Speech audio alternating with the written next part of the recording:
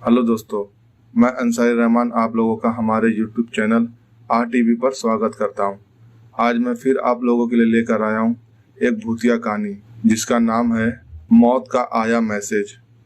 लेकिन दोस्तों, इस कहानी को शुरू करने से पहले अगर आप हमारे चैनल पर नए हैं तो प्लीज़ हमारे चैनल को सब्सक्राइब करो और बेल आइकन को दबाओ ताकि आने वाली अगली वीडियो का नोटिफिकेशन आपके स्क्रीन पे जल्द से जल्द पहुंच जाए। तो चलो कहानी को शुरू करते हैं। मेरा नाम राजेश है और ये घटना मेरे साथ ही घटी है। बात तब की है जब हम हिमाचल में रहा करते थे और मेरे दोस्तों का नाम ऋषि, जॉर्डन और केशव था और हम सब ने एक साथ ही पढ़ाई की थी और सब साथ में ही यहाँ पर नौकरी कर रहे थे। एक दिन की बात है, उस शाम को ऋषि के घर से फ़ोन आया था।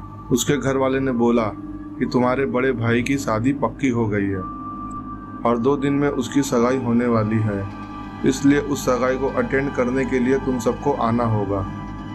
ये सुनने के बाद ऋषि ने फ़ोन को रख दिया और उसके बाद ऋषि ने जब हमें सगाई की बात बताई तो वो इतना खुश था कि मानो उसी की सगाई हो रही हो।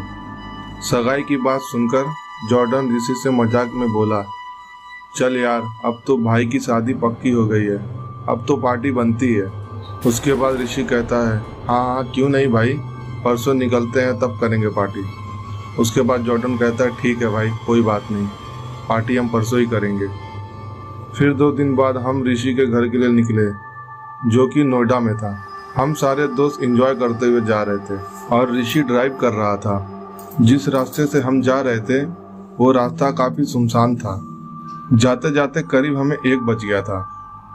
उस इलाके से थोड़ा ही दूर गुजरते एक बार पड़ा और ऋषि ने उस बार पर गाड़ी रोक दिया और हम सब लोगों के लिए एक एक बोतल बियर लेकर आया और कुछ खाने का सामान भी लेकर आया।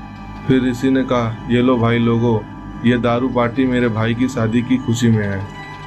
लेकिन ऋषि ने सिर्फ एक ही घुट पिया और बोतल मुझे थमाते हुए बोला, भाई मुझे अभी ड्राइव करना है, तुम लोग पियो। लेकिन केशव और जॉर्डन ने उसके साथ ज़बरदस्ती करी और पूरी बोतल उसे पिला दी। अब हम सब काफ़ी नशे में थे और उसके बाद केशव ड्राइव करने लगा था। घने जंगल के बीच से हम काफ़ी तेज रफ्तार में जा रहे थे और उसके बाद जॉर्डन ने ऋषि को डराने के लिए भूतिया बात करने लगा था और कह रहा था कि 40 साल पहले यहाँ एक लड़की का मर्डर हुआ था और हम सब उसकी बात पर हंसने लगे। तभी अचानक पता नहीं हमारी गाड़ी के सामने जाने कहाँ से एक लड़की आ गई और उसके बाद सब जोरों से चिल्लाने लगे। लेकिन उससे पहले केशव ने ब्रेक लगा दी थी, पर ब्रेक लगाकर कोई फायदा नहीं हुआ। तब तक गाड़ी उस लड़की को रौंद चुकी थी। उसकी चीख निकली तो हम सबके होश उड़ गए थे और गाड़ी पर खून देखकर सब घबरा गए। उसके बाद अचानक जॉर्डन उस गाड़ी से निकलकर उसकी तरफ जाने लगा। तभी मैंने और ऋषि ने उसका हाथ पकड़ लिया। मैंने जॉर्डन से कहा कि जॉर्डन जल्दी चलो, कहीं किसी ने देख लिया तो हमारी ज़िंदगी बर्बाद हो जाएगी। भाई चलो निकलते हैं यहाँ से। इतना जोर उसने टक्कर मार दिया कि वो लड़की बची नहीं होगी और गाड़ी पे जितना भी खून लगा हुआ था हमने उसे साफ किया और वहाँ से निकल गए और वहाँ से सीधा जाकर ऋषि के घर ही रुके। सुबह होने के बाद सबने हमारा वेलकम किया और उसके बाद फ्रेश होने के लिए हम एक रूम में चले गए।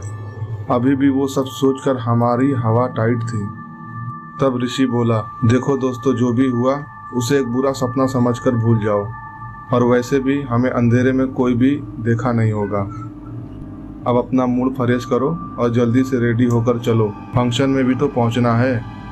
और उसके बाद हमने अपने दिमाग से उस बात को निकाल दिया था और हम सब फ्रेश होकर तैयार होने के बाद फंक्शन के लिए निकल गए। फंक्शन थोड़ी दूरी पर था लेकिन हम सब में से किसी के चेहरे पर थकान का कोई भी निशान नहीं था, बस टेंशन और घबराहट थी। हम सब सगाई में पहुंचे। सब कुछ अच्छे से जा रहा था। हम लोग भी खूब एंजॉय करने लगे, मानो कि जैसे हमारे साथ कुछ हुआ ही ना हो। फंक्शन ख़त्म होते होते शाम हो चुकी थी और हम सब थक गए थे। कुछ देर के बाद जॉर्डन उल्टी कर रहा था और उसके बाद हम तीनों ने घर जाने का फैसला किया। ऋषि काम में ज़्यादा बिजी था, इसलिए हम लोगों ने उसे बताया नहीं कि हम तीनों घर जा रहे हैं और उसके बाद हम तीनों घर के लिए निकल गए। लेकिन जैसे ही हम सब गाड़ी में बैठे हम सबके फ़ोन एक साथ ही बजने लगे। जॉर्डन तो बैठते ही गाड़ी में सो गया था और केशव ड्राइव करने के लिए बैठा था तो उसने भी ज़्यादा कुछ ध्यान नहीं दिया था इस चीज़ पर। नशे में इतना टूल थे कि हमें कुछ भी सूझ नहीं रहा था। और फिर थोड़ी देर बाद मैंने फ़ोटो देखने के लिए अपना फ़ोन जेब से निकाला। तब जैसे ही फ़ोन को खोला तो उसमें एक मैसेज लिखा हुआ था और मैंने मैसेज पे क्लिक किया तो मैसेज पढ़ने के बाद तो मेरी नींद ही गायब हो गई थी और फिर मेरे माथे पे पसीना आने लगा। और उसके बाद मैंने केशव से उसे उसका फ़ोन चेक करने के लिए बोला, पर केशव ने मैसेज पढ़ा तो वो हंसने लगा।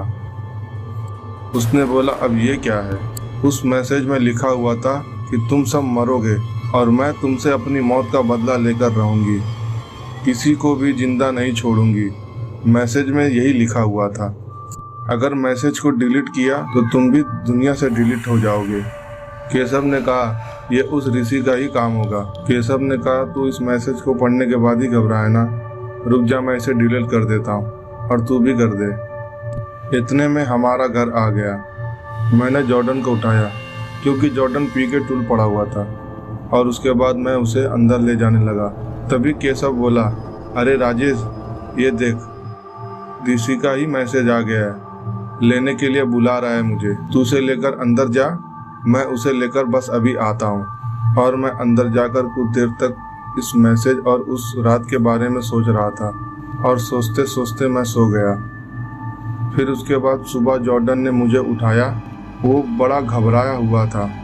वो रोते हुए बोला कि राजेश, केशव और ऋषि अब तक नहीं लौटे, पता नहीं कहाँ गए हैं। मैंने, जॉर्डन ने और ऋषि के फैमिली ने केशव और ऋषि को कई दिनों तक ढूंढा, लेकिन कोई खबर नहीं मिली। फिर 4 दिन के बाद उनके फ़ोन के लोकेशन को ट्रैक किए और सब लोग वहां पहुंचे।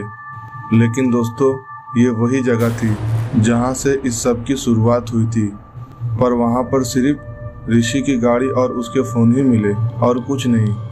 और उस फ़ोन में मैसेज लिखा हुआ था। इस बात को गुजरे तकरीबन 10 साल हो चुका है, लेकिन 10 साल के बाद भी उनकी तलाश जारी है, पर वो लोग आज तक नहीं मिले। और वो मैसेज आज भी मेरे और जॉर्डन के फ़ोन में है, जो अब भी हमें उस भयानक रात की याद दिलाती है। और ये थी कहानी दोस्तों, जो राजेश के दोस्तों के साथ ये घटना घटी थी। अगर आपको ये कहानी अच्छी लगती है दोस्तों, तो इस कहानी को ज़्यादा से ज़्यादा शेयर करो। और मैं अंसारी रहमान आप लोगों से विदा लेता हूँ। फिर मिलता हूँ अगली कहानी को लेकर। जब तक आप अपना और अपने परिवार का ख्याल रखें।